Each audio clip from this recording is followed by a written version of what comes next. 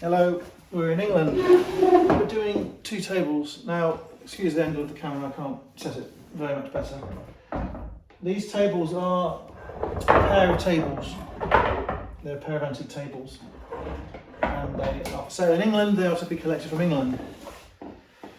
They're not English tables, they are French or Italian or Swiss or German. I know that is a horrendous origin description, but I think they're Alpine or Eastern French at least, or Northern Italian. So I think that they're from that area. I think they're dated from 1860, judging by the legs. They're not English legs. And you have a pair of very finely made tables. Now, the thing about tripod tables is it's three legs. That means it doesn't wobble. So we know the origins of the tripod table. It's a very simple form of table. These have barley twist stems, supports, and they have carved legs with scroll ends, simplified scroll ends. They have a finial, turned finial on the bottom. And apart from the barley twist being fairly chunky, it's very slightly tapered, meaning this bulge is slightly thinner than that one. Tiny taper. So to make a barley twist, you have to take a lathe, you have to move the chisel along at a certain rate of turn to get this extremely fine, difficult effect. Very difficult. It's a rosewood or a heavily striated walnut. I think it's a rosewood or similar.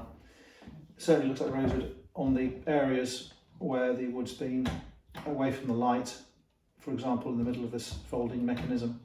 These tables are tilt-top tables. They are folding top, tilt-top, oval tables. They are wine tables or side tables or occasional tables. There are many names for them. They're quite high tables for the size, and they're very unusual in that they're oval. I have been thinking about these tables, which sounds a very sad, solitary thing to do, but I've been thinking about these tables, and I'm wondering whether they would make pole screens. Now, if you know what a pole screen is, they are to allow the sitter in a lounge, usually female, to sit in front of the fire and become warm. But a pole screen was made to prevent their face from getting flushed, make their wake up, run, make them sweat. So a pole screen was to shield the face from the burning heat, to allow their bodies to be warmed, if you can understand the type of screen.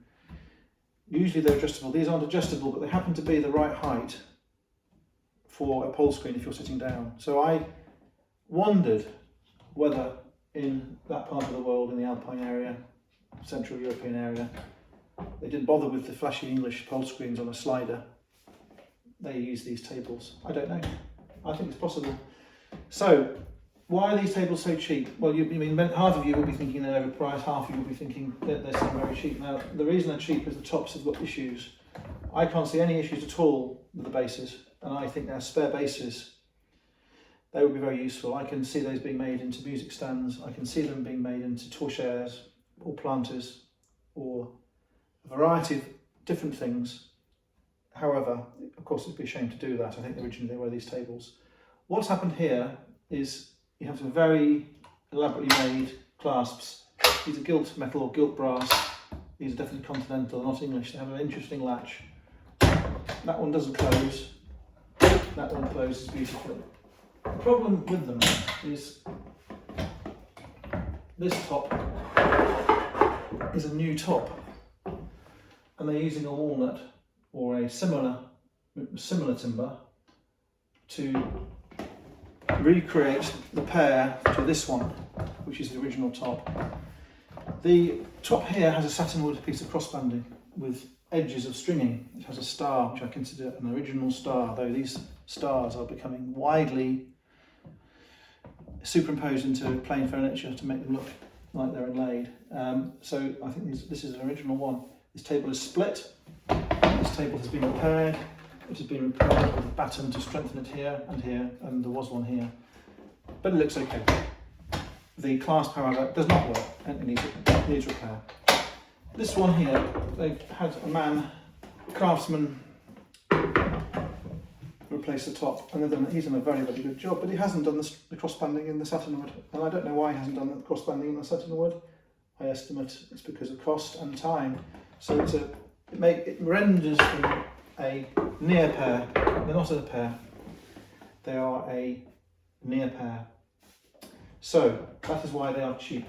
They're in England, they need collecting from England. I can see these going back to the continent. I can see them going to the lakes. I can see them in a house in Como.